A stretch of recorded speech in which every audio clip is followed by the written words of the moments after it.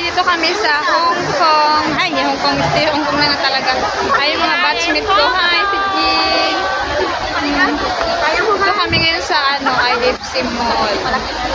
Pinit namin yung bagong dating namin ng kaibigan. Jean Lacostales. Ayan din po yung iba. Hi, Ate Rod.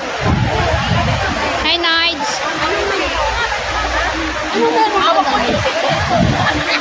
Hello. Hi, Kubo. Lagay ko to sa Kubo. Hi, Kubo.